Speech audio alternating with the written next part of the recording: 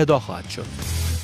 جایزه مقام اول دیدین و ای هم اجرای اول امشب خلیل یوسفی براتون اجرا میکنه.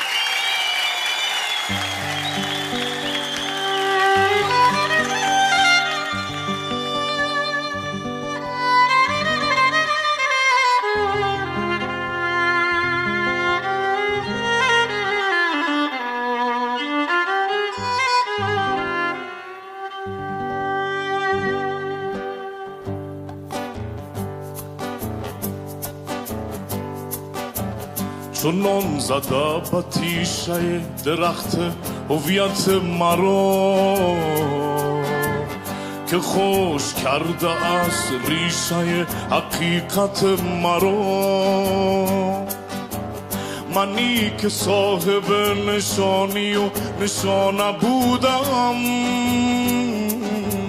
منی که وارث زمینه و زمانه بودم،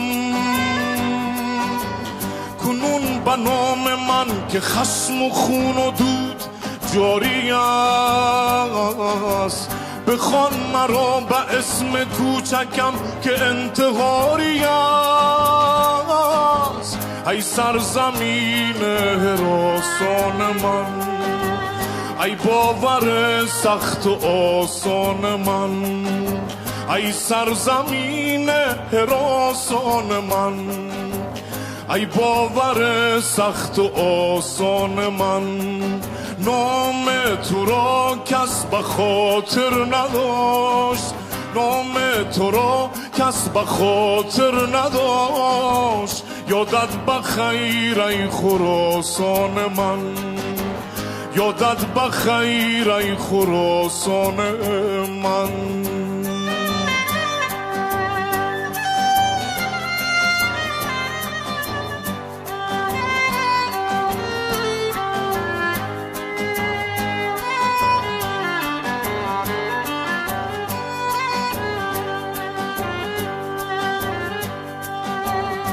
شد سرود رودکی کجاست شعر مولوی،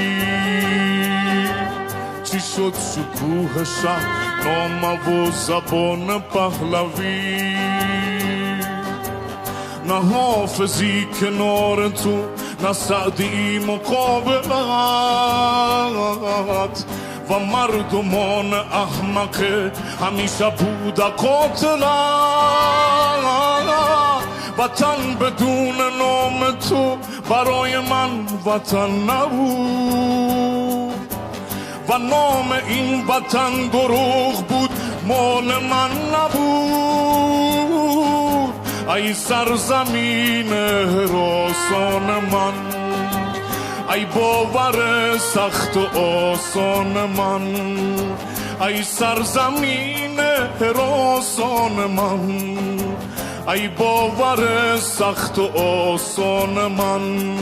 نام تو را کس به خاطر نداشت، نام تو را کس به خاطر نداشت. یادت بخیر ای خراسان من، یادت بخیر ای خراسان من.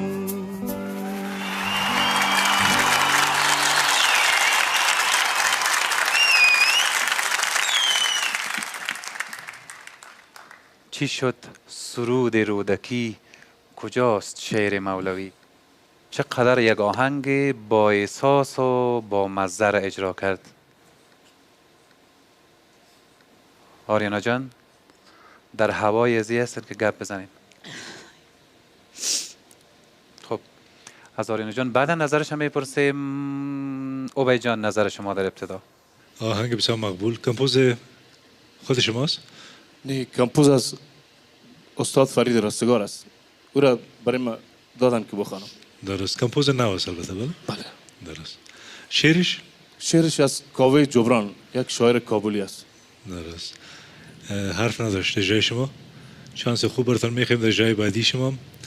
این جای شما از 10 نمره.